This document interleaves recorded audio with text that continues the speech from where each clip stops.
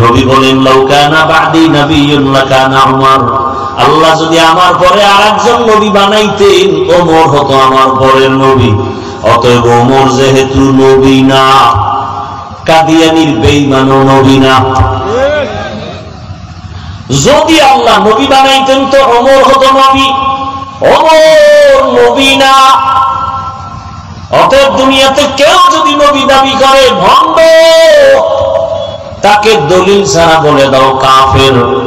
তাদের সহযোগী যারা তারাও কাফের, তাদের ব্যাপারে যারা চুপ থাকবে তারাও কাফের। সন্দেহ? ভাইরা আমার, তো বলতেছিলাম কপাল। 13 বছর নবীর বয়ান শুনিয়া কালেমা পড়ে না, আর 27 বছরের যুবক নবীকে জবাই করতে গিয়া কালেমাওয়ালা হইয়া এত পাওয়ার বেড়ে গেল ওমরের। ওমর এখন রাস্তা দিয়া চলে, শয়তান দেখলেই দৌড় দিয়া পালায় যায়। কেবল ওমর, যেই শয়তান আল্লাহর সামনে চ্যালেঞ্জে দাঁড়াইছিল, আদমরে সিজদা দেয় নাই, সেই শয়তান এখন ওমরের দেখলে পালায়। কেমন ওমর? কে সেই ওমর? যুবক একটা মদের বোতল দিয়ে রাস্তা দিয়া হাঁটে, হঠাৎ করে দেখছে ওমর আসতেছে, চোখে চোখ লাইগা গেছে, বোতলটা ফালাইয়াও দিতে পারে না ভয়ে। ওমর তো কথার আগে তরবারি, তো বোতল ফালাইতেও পারে না। ওদিকে মদের বোতল ওমর দেখলে কল্লা ফালাই দিবে, কোনো কথা নাই। এখন কি করবে? ওমর তো আসতেছে, আসমানে তাকায় ডাক দিছে, মালিক মইরা গেল, আর জীবনে মদের বোতল হাতে নিব না, মুখে দিব না, তুমি ওমর থেকে বাঁচাও। যুবক বোতল নিয়ে দাঁড়ানো, ওমর আইসা গায়, যুবক বোতলটা দে। যুবকটা কাঁপতেছে, কাঁপো কেন? দে। বোতলটা যখন দিল, মদওয়ালা বোতল ওমরের হাতে যখন গেল, ওই যুবক তো খাঁটি অন্তরে তওবা করে ফেলেছে, আল্লাহ ওমর থেকে তুমি বাঁচাইও। ওমর বোতলটা নিয়ে তাকায় দেখে বোতলে একটা ফোঁটা মদ নাই, পুরা বোতলটা সাদা দুধে ভরা। হরকে দার খৌফে হকদার দিল মদাম, জান্নাতুল মাওয়া দেহাদু রামাকাম জুজবা হাকচি জে মাখাদ ইনসুজা ফজলে উয়া মাস্তেদার জুমলা জাহা। কেমন পাওয়ার ওমর! এখনো কেউ ওমরের নাম শুনলে কেমন যেন একটু আতঙ্ক। ও আর যাগো নাম আছে ওমর, দেখবেন একটু কেমন যেন গরম গরম ভাব। আবু বকর যাদের নাম দেখবেন একটু নরম নরম, ওমর নাম ব্যক্তি গরম। শুধু কি তাই? এই যুবকেরা লিখে রাখ, রাতের বেলা যখন ঘুমাও বুকের মধ্যে শাহাদাত আঙ্গুল দিয়া ওমরের নামটা আরবিতে আইন মিম র, যদি এভাবে বুকের উপরে শাহাদাত আঙ্গুল দিয়া লেখো ওমর, লেখা যদি ঘুমাও, আল্লাহর ভরসা করে বলি আল্লাহর উপরে, এই নামটা বুকে লেখা যতক্ষণ ঘুমাবি ততক্ষণ ঘুমে বাজে স্বপ্ন হবে না। এবার বুঝো ওমরের পাওয়ার কত। ভাইরা আমার, কথাটা বুঝাইতে চাইছিলাম কপাল। এখানে মাহফিলের প্রচারণা হয়েছে, অনেকে শুনছে কিন্তু কপাল আসতে পারে নাই। আর একদল কপালওয়ালারা আসছে ঠিক, বেহেশতের প্যান্ডেলে ঢুকতে পারে নাই। এরা মার্কেটে ঘুরে ঘুরে গল্প করে আর কবিরা গুনাহ করে আড্ডা দেয়। কপাল কপাল। আর একদল প্যান্ডেলে বসছে ঠিক, কিন্তু কপাল পুরা ভালো না, কারণ মোবাইল সামনে নিয়ে কলবের দরজাটা বন্ধ করে রাখছে। কপাল, এদের কপালটাও বেশি সুবিধা না। আর একদল কপালওয়ালারা দেখবা 2 ঘন্টা 3 ঘন্টা বয়ান শুনবে, 5 মিনিটের সময় দিয়া মোনাজাতটা দিয়া যেতে পারবে না। কপাল। আর শয়তানও চায় তুই বয়ান সারা রাত শুন, মোনাজাত দিবি না, কারণ এতগুলো মানুষের মধ্যে একজনের চোখের পানি যদি আসমানে চলে যায় সবার গুনাহ মাফ। ইবলিস কয় এই সুযোগ আমি দিতে পারি না, আমার চাকরি শেষ। এই জন্য দেখবেন অনেকে দীর্ঘ টাইম বয়ান শুনে মোনাজাত দেয় না। এরকম বুজুর্গ আছে না, অনেক বুজুর্গ, এগো তো গুণা টুনা নাই, তো কোন বয়ান শুনে মোনাজাত লাগে না, চলে যায়। অথচ এটা কোন থানা? কালীগঞ্জ থানায় একটা আসামি ধইরা পুলিশে থানায় নিয়ে গেছে। খুব খেয়াল করিয়েন, থানায় নিয়ে বেতের বাড়ি মারছে জোরে জোরে, কিন্তু চোখে কোনো পানি নাই। থানার মধ্যে নিয়ে আসামি পিটায়, পুলিশে কান্না নাই। কিন্তু এটা কেমন এক প্যান্ডেল! আল্লাহর প্রিয় বান্দারা যখন মহব্বতের বয়ান করেন, জাহান্নামের আগুনের 200 হাত দূরে বসে একটা যুবক হাউমাউ করে কান্না করে, বলো করে মারলো কে? পিটাইয়া কান্না করানো যায় না? আর এখানে বয়ান করে 200 হাত দূরে বসে একজনে কাঁদতেছে। এই বুঝে আসলে তো কপাল খুলে যাবে, আর কিছু দরকার নেই যে ওই ছেলেটা কান্দে কেন, ওরে মারলো কে? বড় কঠিন হালাত। বর্তমান দুনিয়ার অবস্থা এতটা করুন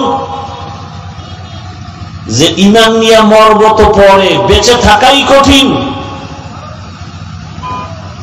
ভাইরা আমার, আল্লাহ পাক রব্বুল আলামিন সারা দুনিয়ার মানুষকে সৃষ্টির শ্রেষ্ঠ মর্যাদা দান করেছেন। নূরের সৃষ্টি ফেরেশতাদের এত মর্যাদা নাই, জিনের এত মর্যাদা নাই, মানুষের এত দাম, এত মর্যাদা। ওয়ালাকাদ কাররামনা বানি আদম ওয়া হামালনাহুম ফিল বাররি ওয়াল বাহরি ওয়া রাযাকনাহুম মিনাত তাইয়্যিবাত ওয়া ফাদ্দালনাহুম আলা কাসীরিন মিম্মান খালাকনা তাফদীলা। বনি আদম এত দামি, আল্লাহ বলেন ওদের জন্য জমিনে চলার মতো রাস্তা বানাইলাম, পানির মধ্যে চলার মতো আমি সুন্দর ব্যবস্থা করলাম। আমি আল্লাহ পুরা জমিনের মধ্যে উত্তম রিজিক দিলাম, খানা দিলাম পবিত্র। আমি কুকুরকেও খানা দেই, জঙ্গলের প্রাণীর খানাও দেই, উড়ন্ত পাখির খানা আল্লাহ দেয়, নদীর মধ্যে হাজারো ধরনের মাছকে আল্লাহ খাওয়ায়, মানুষেরও খানা আল্লাহ দেন। তবে মানুষের খানার মতো পিওর খানা আর কোন প্রাণীকে আল্লাহ দেন না। পিপিলিকার রিজিক কে দেন বলেন? নদীর প্রাণী মাছ কে খাওয়ায়? সমুদ্রের ভেতরে এত বড় বড় মাছ আছে, নীল তিমি। এক একটা নীল তিমির প্রতিদিনের খাদ্য তালিকা 1000 কেজি চিংড়ি মাছ। কে খাওয়ায়? আল্লাহ খাওয়ান। সকালবেলা একটা পাখি উড়ে খোলা আকাশে, সন্ধ্যাবেলা নিজের পেট ভরে বাচ্চা খানা নিয়ে বাসায় আসে। কে খানা দিলেন? যে আল্লাহ পিপিলিকার খানা দেয়, মাছের খানা দেয়, উড়ন্ত পাখির খানা দেয়, জঙ্গলে হাজারো প্রাণীর খানা দেয়। ওরা দামি না আমরা মানুষ দামি? কি মানুষ দামি? তাহলে ওদের ঘরে গিয়ে যদি মাওলায় জায়গায় খানা পৌঁছায় দেয়, ও মানুষ তুমি কেন কুকুরের মতো জিহ্বাটা বের করে পাগলের মতো দৌড়াও শুধু খাওয়ার জন্য? হালাল পাইলেও খাও, হারাম পাইলেও খাও, সুদের টাকায় ব্যবসা করো। ওরে জানো না আল্লাহর জমিনে আল্লাহর বড় 2 দল দুশমন আছে। আল্লাহর কাছে বড় 2 দল দুশমন, আল্লাহর কাছে এদের মতো বড় দুশমন আর নাই। এক দলের কথা স্পষ্ট কোরআনে আছে সূরা বাকারা, আর এক দলের কথা আছে বুখারী শরীফে। কোরআনে বর্ণিত দল হলো সুদের সাথে যারা জড়িত। আল্লাহ কয় রেডি হরে বেঈমান, আমি আল্লাহ নিজে তোর সাথে যুদ্ধ করব, কারণ তুই 24টা ঘন্টা সেকেন্ডে সেকেন্ডে সেকেন্ডে অল টাইম গর্ভধারিণী মায়ের সাথে জিনার গুনাহ হচ্ছে। এত বড় কুলাঙ্গারের সাথে আমার মাওলা নিজে যুদ্ধ করার জন্য রেডি। সুদের সাথে যাদের নাম থাকবে এদের নামাজ কবুল হবে না, রোজা কবুল হবে না, এরা হজ করলে কবুল হবে না, মাদ্রাসা বানাইলে সওয়াব পাবে না, মসজিদ বানাইলে সওয়াব পাবে না। জীবনে তওবা না কইরা সুদি হালাতে যতটা মুনাজাত দিবে একটা মুনাজাতও কবুল হবে না। তওবা না কইরা যদি মরিয়া যায় চিরস্থায়ী জাহান্নামী।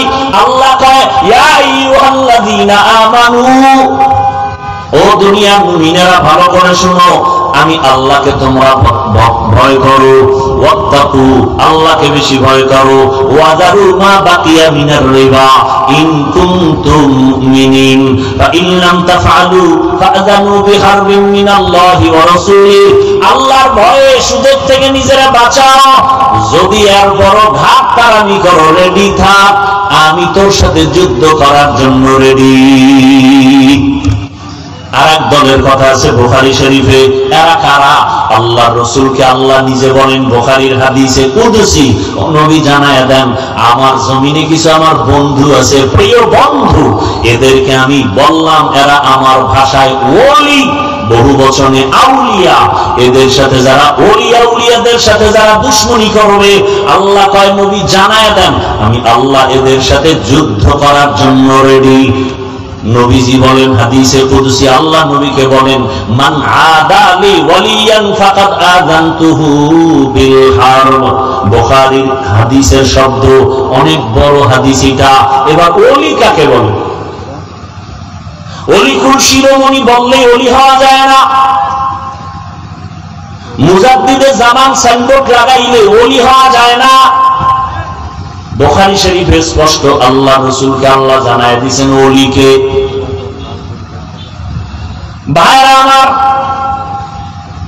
রহমতের নবী গোটা দুনিয়ার মানুষের কল্যাণ নিয়ে আসেন, মানুষের সম্মান আল্লাহ দিয়া দুনিয়া পাঠাইছে, মানুষ যেন আবার অসম্মানী হয়ে না যায়, সম্মান যেন ধরে রাখতে পারে, এজন্য দুইটা ব্যবস্থাও দিয়েছেন। এক ব্যবস্থার নাম রিজালুল্লাহ, আর এক ব্যবস্থার নাম কিতাবুল্লাহ। এক ব্যবস্থা আল্লাহর পছন্দের প্রতিনিধি বান্দা ব্যক্তি, আর একটা বিষয় হলো আল্লাহর দেওয়া পছন্দের কিতাব। সমস্ত ব্যক্তিদের মধ্যে শ্রেষ্ঠ ব্যক্তি রাহমাতুল লিল আলামিন। আর আল্লাহর দেওয়া যত কিতাবের মধ্যে শ্রেষ্ঠ কিতাব কুরআনুল কারীম। দোনোটা পেয়েছি আমরা, এবং দোনোটা আছে মক্কার জমিনে। ব্যক্তি আসছে আগে, কিতাব আসছে পরে। ব্যক্তির পাওয়ার বেশি কিতাবের তুলনায়। শ্রেষ্ঠ ব্যক্তি রহমতের নবী মক্কা নগরীতে যখন আসছেন, ওই সময় মক্কার অবস্থা বড় খারাপ। নারী আর পুরুষ একসাথে উলঙ্গ হয়ে বাইতুল্লাহ দেওয়াল তাওয়াফ করে, কতটা চরিত্রহীন খারাপ। এবং ওই সময় ওই মক্কার মুশরিক কাফের বেঈমানেরা কোনো পশু জবে করলে রক্ত কাবার দেওয়ালে মাখে, মনে করে দেওয়ালে মাখলে আমার কোরবানি কবুল। আল্লাহ বললেন সাবধান, লা ইয়ানালাল্লাহু লুহুমুহা ওয়ালা দিমাউহা ওয়ালাকিন ইয়ানালুহুত তাকওয়া মিনকুম। এই পশু জবাই করে যারা রক্ত নিয়ে বাহাদুরি করো, যারা গোশত নিয়ে বাহাদুরি করো, আমার কাছে রক্তের কোনো দাম নাই, গোশতের দাম নাই। আমার কাছে দাম তোমার অন্তরের তাকওয়া। হারকে দারত খাউফে হকদার দিল মাদাম জান্নাতুল মাওয়া দেহাতু রামাকাম। এই যুবক বাবারা উঠোকা, কি টাইম আছে মোবাইলের? না, অনেকের সাথে আবার টাইম দেওয়া থাকে না, কারণ রাত্র তো রিজার্ভ রাখছে এই জাতি মোবাইলের হক আদায় করার জন্য। সারা রাত ঘরে ঘরে মোবাইলে জেনা জেনা জেনা জেনা, ঘরের রুমে রুমে চলে জেনা, চোখের জেনা, কানের জেনা, জবানের জেনা, অন্তরের জেনা। ছেলে এক রুমে ঘুমায় মোবাইলে সারা রাত জেনা করে, মেয়েটা আর এক রুমে ঘুমায় মোবাইলে সারা রাত জেনা। বাবার হাতে মোবাইলে জেনা, মায়ের হাতে মোবাইলে জেনা, চোখের জেনা, কানের জেনা, অন্তরের জেনা, জবানের জেনা। যেই পরিমাণ গুনাহ চলে ঘরে ঘরে, এই পরিমাণ গুনাহ শাস্তি তো উচিত ছিল ঘুমের ঘরে। রাত্রে গজব আসবে, ঘুমের থেকে উঠে দেখবে চেহারাটা শুকার হয়ে গেছে। হয় না কেন? একমাত্র রহমতের নবীর উম্মত হওয়ার কারণে। খারাপ লাগে না? কি মনে করতেছেন বাংলাদেশে থাইকে খুব আরামে আছেন? আপনাদের ঈমান খুব মজবুত, আপনাদের উপরে বিপদ আসবে না। আরে যারা বিপদ ঘটাবে বেঈমানরা আপনাকে গোনাই ধরে না। বাংলাদেশের সিরিয়ালে ধরে না, কারণ এটা একটা এমন দেশ, একটা টোকা মারলে নাই। ওই যে শুরুতেই বলছি, আপনি দাবি করেন অনেক বুজুর্গ, ফজর জোহর আসর মাগরিব এশা পড়েন নাই, আপনার ইমান কই? আপনার ইমান কই? কেউ যদি ধমক দেয়, এই দাড়ি রাখবি না, নামাজ পড়বি না, পর্দা করবি না, আপনি বলবেন ভাই ধমক দেওয়া লাগবে না, আমি এমনি তোমার কথা মানবো, কোনো টেনশন নেই। এই হলো আপনার আমার ইমান। বাংলাদেশের মুসলমান, আল্লাহ হিদায়াত দান করুন।